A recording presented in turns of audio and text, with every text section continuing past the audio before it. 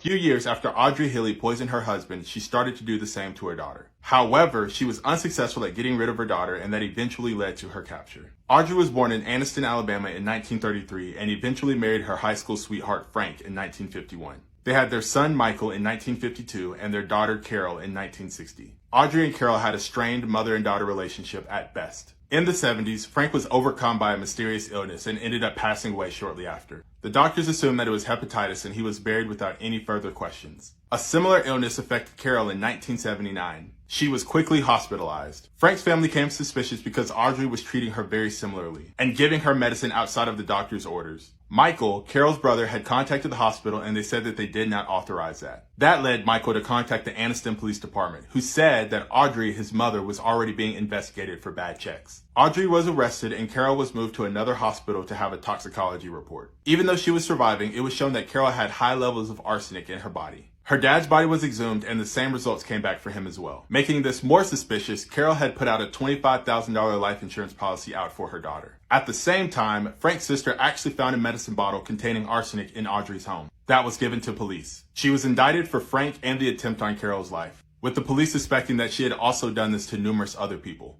After being arrested, she made bail on November 18, 1979. Her defense attorney got her a hotel, in which he would later find a note written about how she had gotten taken. The police cross-examined the handwriting and found that Audrey had written the note herself. They pursued her with no luck. In 1983, Keene, New Hampshire police began investigating a case of identity fraud. Audrey was moonlighting as a woman named Terry Martin, who was supposedly the identical twin sister of a woman named Robbie Homan. What she had been doing for the past 4 years was creating an elaborate ruse. She married a man named John from Fort Lauderdale and moved to New Hampshire in 1980. At the time, she was going by the identity of Robbie. She made friends and worked a job.